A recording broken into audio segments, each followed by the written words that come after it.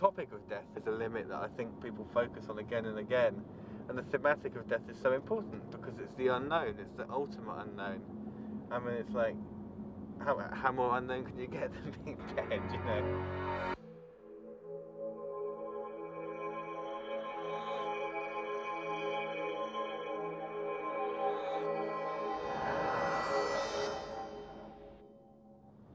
Death is an absolute, and maybe it's the one thing you can't transgress.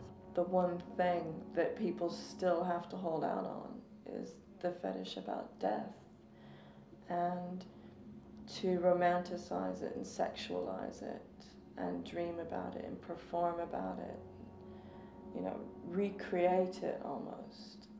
In our modern society, we lost the sense for death. We lost the fact that it's a normal thing. We try to shut it away. You know, it's not hip to be dead. And the only place where we are likely to come into contact with the idea of death now is in a film where if it gets too much, we can switch it off, you know, where we know it's going to work out okay at the end, where death is tamed for us.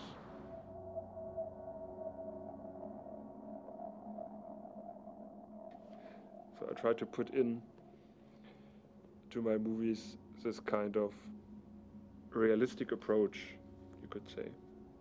My aim was to do it the right way, because very often I had the feeling, no, now they are spoiling everything. They had this theme in the movie, they had that theme, they had a different approach, but in the end there was always the need to be happy.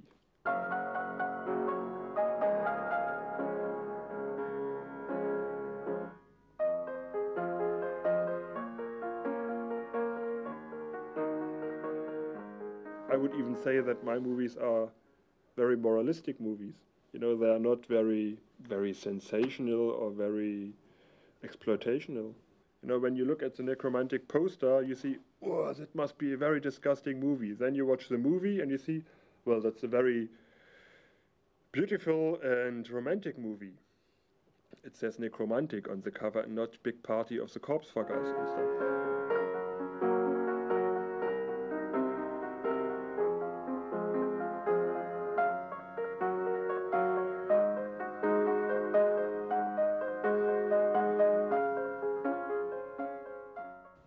There's no reason to actually go any further than you need to legally, because you can recreate most things that you would want to fantasize about with special effects. People like to see things that are taboo. You know, people like to see things that they're not supposed to see. I mean, everybody's a peeping Tom at heart, you know, so, you know, no matter how offensive a thing is or how shocking a thing is, I mean, a person will be compelled to watch, you know.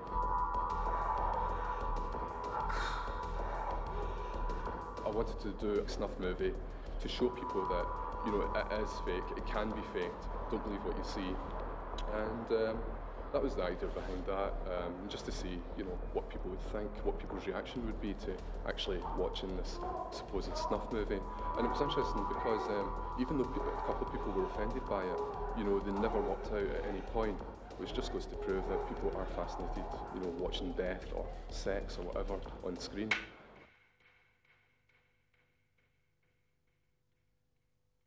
We have made death into a pornography.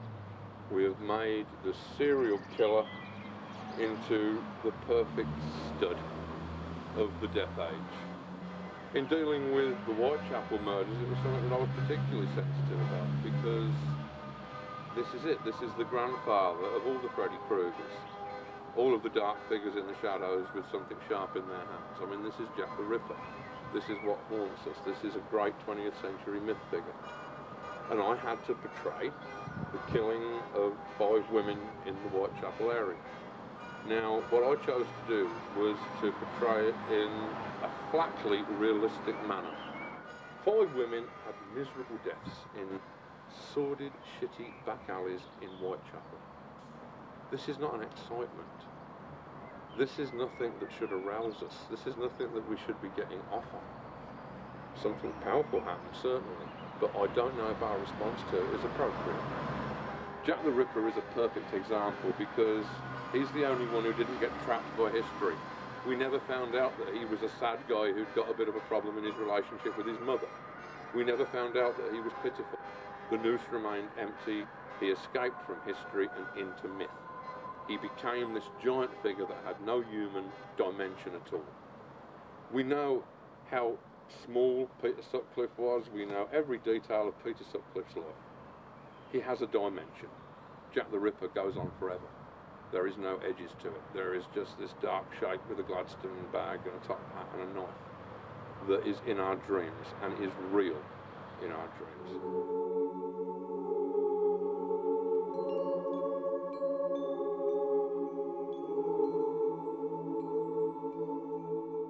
Some radical feminists have a problem that I portray women as serial killers. It's all right to portray male violence against women, which is a terrible problem. And I think it's important that other people do work about that, and it is done.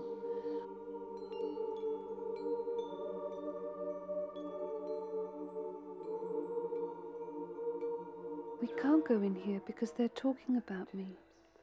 They're talking about me while I'm not there, behind my back.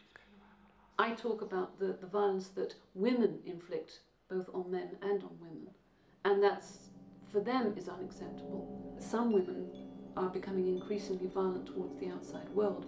I think the other thing is that serial killers in general are mythic figures. So she took aim. Die, motherfucker! I mean, actually, if you're going to get offed by somebody, it will probably be a member of your own family, which says a lot about family values. But there are still these strange creatures, these serial killers, are almost like modern-day vampires, prowling around particularly big cities with a lot of anonymity, seeking out their victims. We still have a picture of men doing that, but some women do as well. What do they look like? How do they think? And this is the area that fascinates me. This is the area I'm trying to explore and I'm trying to describe. So a woman could look like anybody. She could look like Princess Diana. She could look like Barbie. I want to get off this fucking evil planet. I've never seen so much evil. I was a nice person. I've been treated like dirt. I just can't wait to leave. And I'll be up in heaven when you all are rotting in hell.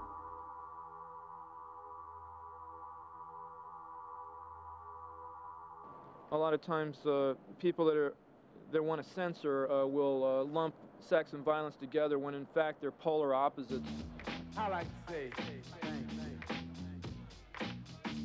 thank you for what? Thank you for making the record funk. Hey. Violence makes you closer to mortality and awareness of the finite nature of existence. Live fast, die young thing. I mean, I never thought that I was going to live to 30. I had overdosed several times by the time I was, I don't know, 25. A lot of my friends also overdosed. Part of the thing with our films back then was, you know, just do them as fast as we could, get it over with before we all died, you know. And a lot of the people in these films, like some of the films I just got back recently, half the people in them are dead.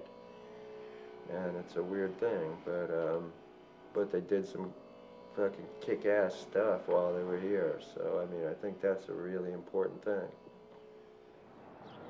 We have a built-in instinct for survival and self-preservation, and it's a very, very unhappy individual that chooses to hurl themselves through that final doorway when they're unprepared. My personal belief is that people don't do that, and those that do are going to do that anyway. I found interesting the recent events with the people who tried to hop onto a comet, and they were all dressed androgynously in the same clothes, and several were castrated, and I found that an incredibly significant event. And I think that the statement made by that, the refusal to be just a mundane human being, to leave so many cycles and to do it joyously and voluntarily, is very significant, very important, and very inspiring. The world is so dismal and boring, but it's also exciting too. So, you know, we find the exciting things and focus on them, and in the process shock a few people and entertain them at the same time, you know. I have, you know, a lot of ideas for things I want to do, and I'm just going to keep, you know, going further. We are aroused by the idea of death. We are titillated by the idea of death. We have made death into another form of entertainment. One of the things our culture is guilty of is amusing itself to death. When I'm a dead guy, I'll work on dead guy films or something. Well, maybe we should go all the way down.